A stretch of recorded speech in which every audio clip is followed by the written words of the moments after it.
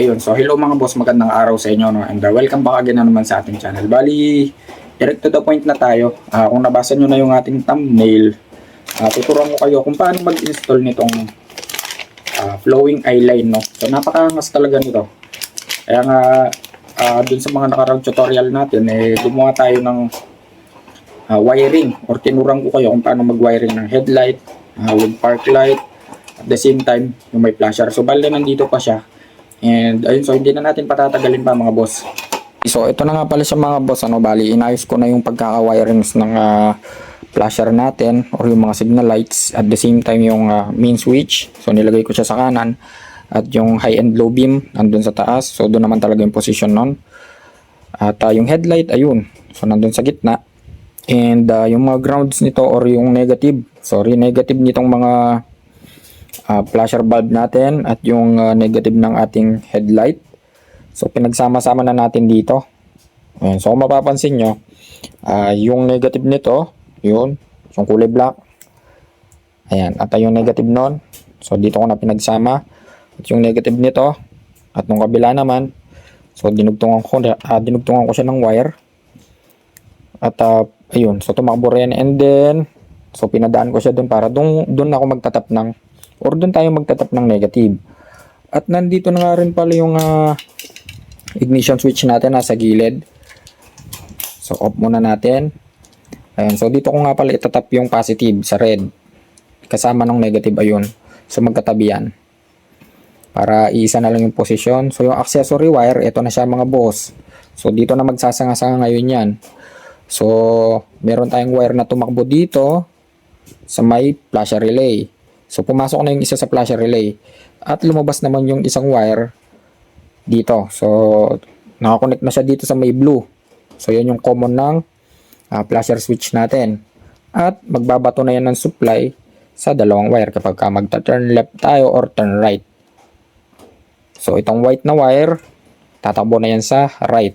At yung yellow, tatakbo na yan sa may left flasher natin. So yung positive naman ng front left at yung rear left, so pinagsama natin. So connected yung switch natin dyan. At yung positive naman ng front right natin, ayun, at saka yung rear right, so pinagsama na rin natin. At connected na rin yung switch natin dyan. Kaya naman kapag sinubukan natin siyang itap mga boss, so supply natin ng positive at negative. Yan, so lagay ko lang dito. So yung positive sa red, ayan, at yung lahat ng negative natin, so itap natin dito. Ayan, so may supply na yung saan ba po inipatong to?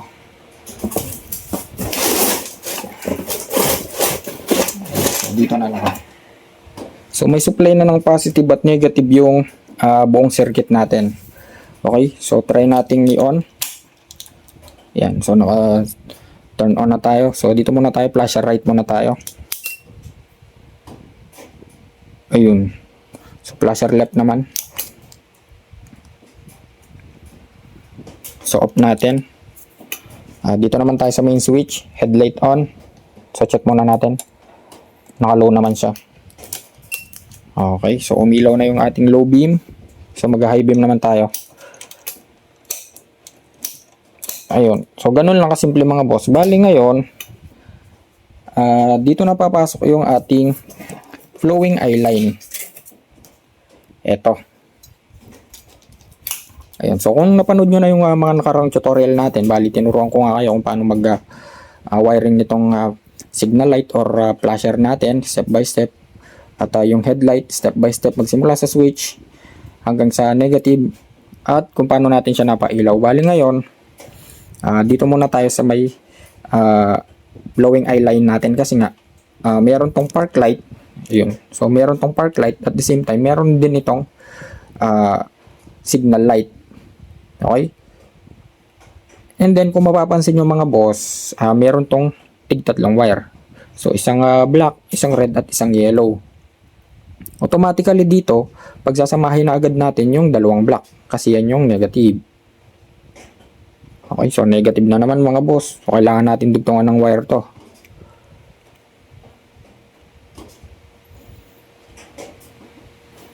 So dugtungan lang natin siya ng wire.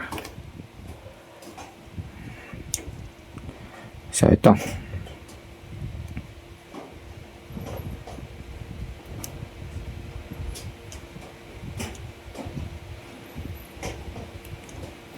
Siyempre, huwag natin kalimutang balutan ng tape.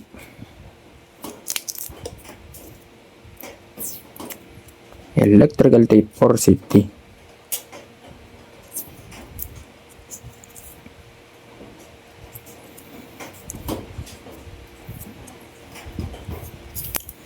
Yan. Okay.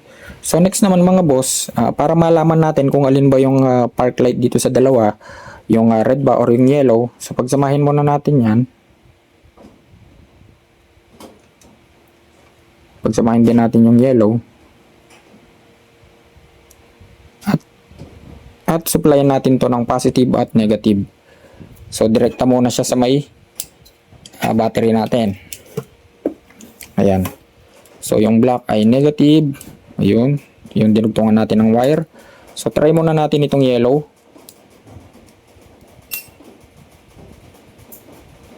Ayan. So bali yan yung magiging flasher natin mga boss. At yung red,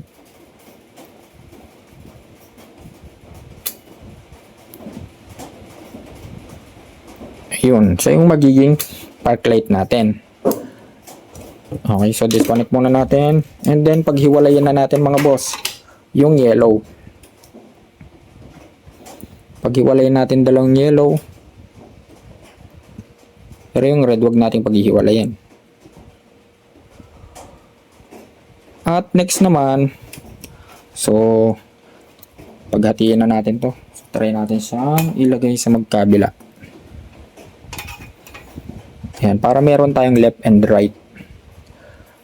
At next naman, so since may dugtong na ng wire itong ating flowing eye line, so itatap na natin yan sa mga negative. So ito, magkasama na yung mga yan. So dito na lang natin siya itap para mas malapit.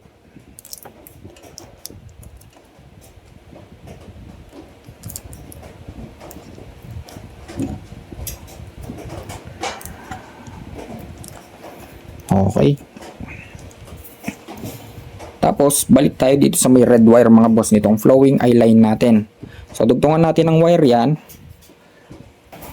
Yan. So, ito na yung wire mga boss.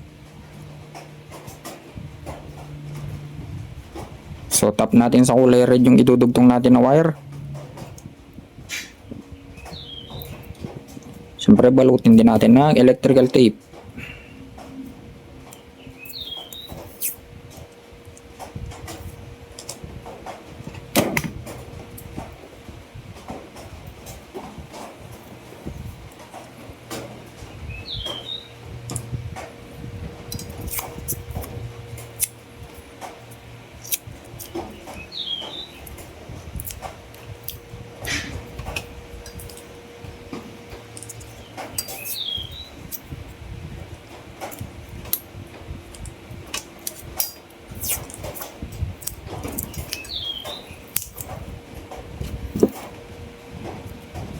Okay, so yan na siya mga boss. At pagkatapos, itong dinugtong natin na wire mga boss, kung naaalala nyo, yung tutorial natin dun sa may headlight, which is yung off, park light, at saka yung headlight. So hanapin natin yung wire na walang connection, which is itong kulay white, na may stripes na red. So dyan tayo magtatap ng park light. Yan, so itap natin.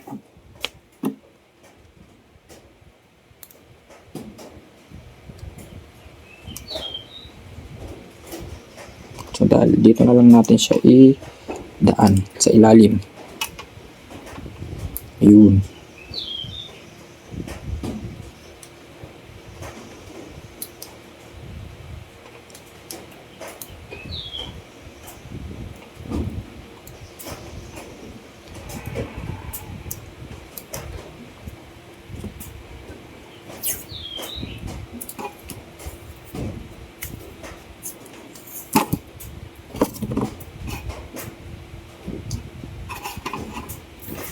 Okay, so after natin matap mga boss, yung park light natin dito, so yung dalawang flowing natin which is yung kulay blue na ilaw, so tap na natin siya dun sa main switch, ano. So kapag ka-in-on natin to, dapat magbo-blow yan, pero hindi pa siya connected doon. Kasi nga, magtatap pa tayo ng signal light or flasher, which is itong kulay yellow naman na wire.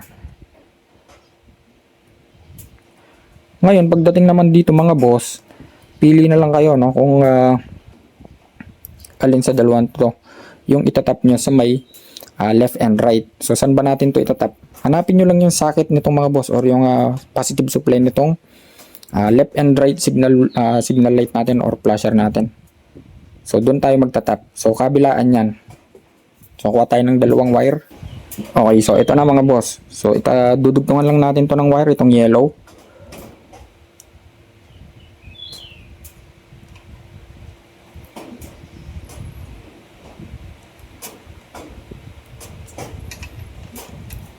Balutan din natin yan ng electrical tape.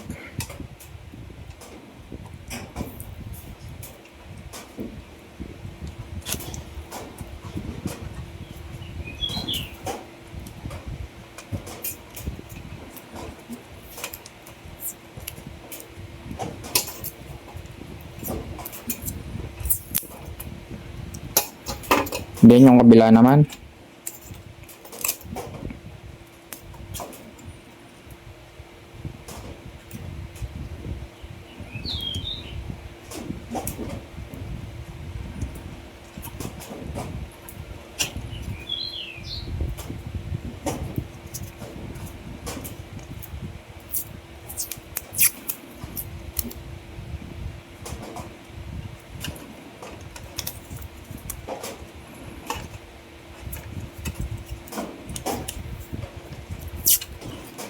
Okay.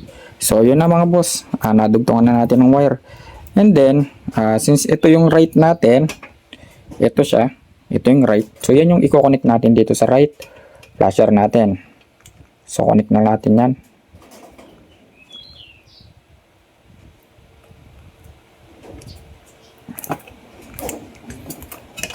At yung left naman, yun yung i-connect natin dito sa may positive side ng left signal lights natin.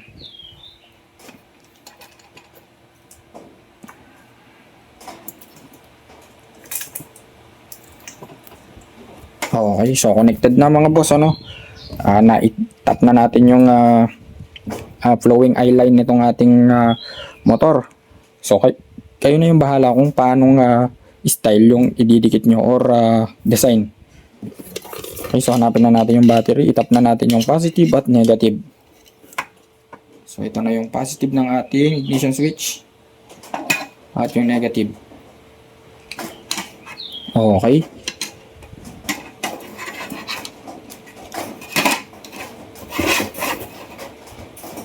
So yan na mga boss. Bali on na natin. So subukan muna natin yung park light nitong flowing eye line. On natin yung park light. Ayan. So nagpa-park light siya mga boss, ano. Try nating i-headlight. Yan. So automatically namatay yung park light natin. So high natin. Yan. So naka headlight tayo, and then for example gabi, so magle-left tayo.